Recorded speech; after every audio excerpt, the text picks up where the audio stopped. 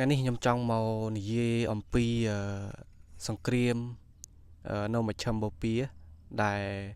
កាត់ឡើងប្រហែលថ្ងៃមុនរវាងអ៊ីស្រាអែលជាមួយនឹងអ៊ីរ៉ង់សង្គ្រាមនេះគឺពិតជាធ្វើឲ្យពិភពលោកភ្ញាក់ផ្អើលមែនទែនគឺអ៊ីស្រាអែលគាត់បានបើកការវាយប្រហារទៅលើអ៊ីរ៉ង់មុនគ្រប់គ្នាក៏សឹងតែអត់ជឿដែរដែលអ៊ីស្រាអែលគាត់បើកការវាយប្រហារទៅប្រទេសដែលធំជាងខ្លួនជិត10ដងអាច10ដងពួកខ្ញុំអត់ជាច្បាស់ដែរតែដឹងថាធំជាងច្រើនដងហើយប្រជាជនក៏មានច្រើនអញ្ចឹងហើយគ្រប់គ្នាក៏ភ្ញាក់ផ្អើលប៉ុន្តែបើអ្នកតាមដានព័ត៌មានគឺមិនសូវជាភ្ញាក់ផ្អើលខ្លាំងទេដូចខ្ញុំអត់ភ្ញាក់ផ្អើលខ្លាំងទេព្រោះខ្ញុំតាមដានព័ត៌មាននៅមជ្ឈិមបូព៌ាជាប់លាប់ដែរអញ្ចឹងហើយអ៊ីស្រាអែលគឺទៅវាយអ៊ីរ៉ង់ព្រោះ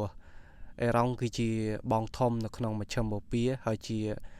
បន្លានៅក្នុងទ្រូងរបស់អ៊ីស្រាអែលយូរហើយអ៊ីស្រាអែលនៅចាំតាពេលវេលាសមស្របនឹងអាល់វាយទៅលើអ៊ីរ៉ង់ដោយសារ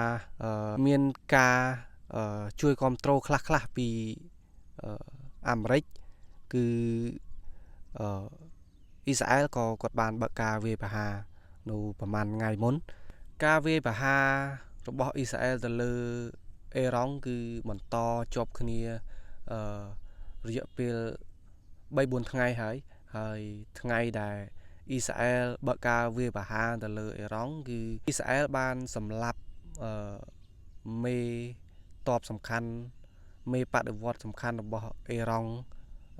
ប្រមាណរូបហើយនឹងអ្នកប្រាជ្ញខាងផ្នែកនុយក្លេអ៊ែរអានឹងគឺជាសមត្ថភាពដ៏ខ្លាំងមួយដែររបស់អ៊ីស្រាអែលដែលគាត់បានវាយប្រហារទៅលើអ៊ីរ៉ង់ហើយសម្លាប់បាននៅមេ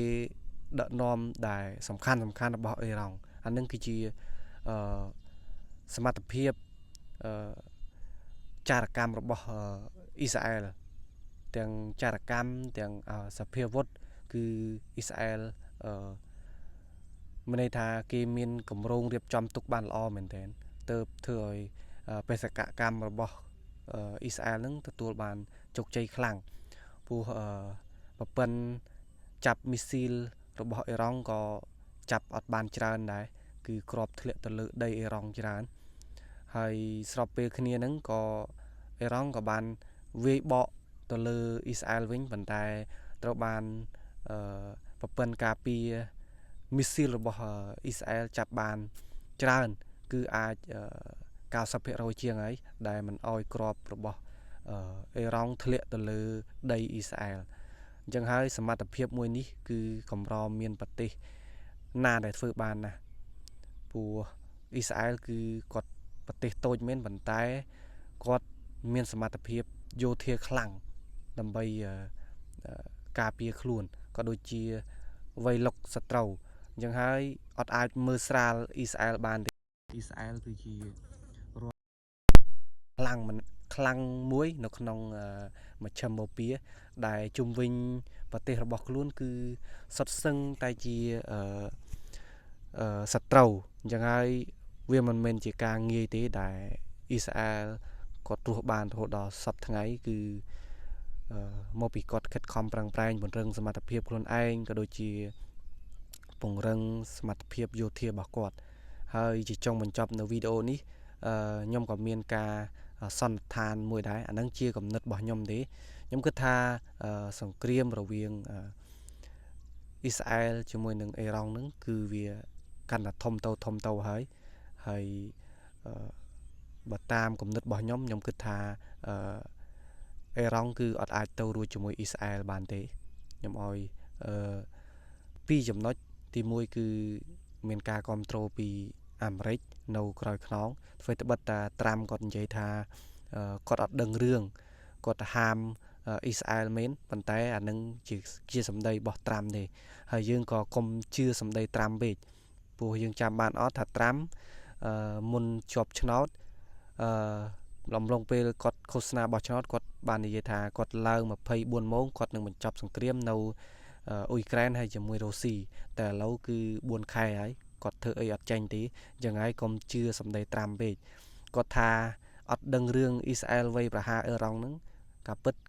គាត់ជានយោបាយរបស់គាត់ទេគាត់ចេះតែនិយាយទៅការពិតបើតាមខ្ញុំគិតគឺអាមេរិកនៅពីក្រោយខ្នងហើយមួយទៀតគឺអឺអ៊ីស្រាអែលជាប្រទេសដែលមានបច្ចេកវិទ្យាខ្លាំងហើយយោធាខ្លាំងអញ្ចឹងហើយធ្វើត្បិតតែប្រទេសតូចមែនតែខ្ញុំជឿថាសង្គ្រាមលើកនេះគឺបើសិនជាអត់មានអ្នកណាឈ្នះចាញ់ក៏ដោយក៏ខ្ញុំគិតថាអ៊ីរ៉ង់គឺខូចខាតធ្ងន់ជាងអ៊ីស្រាអែលច្រើនអ៊ីស្រាអែលគឺអាចការពារខ្លួនបានខូចខាតតិចតួចជាងអ៊ីរ៉ង់អញ្ចឹងវីដេអូថ្ងៃនេះគឺខ្ញុំមានតែប៉ុណ្ណឹងអរគុណបងប្អូនទាំងអស់គ្នាជួបគ្នានៅវីដេអូក្រោយទៀត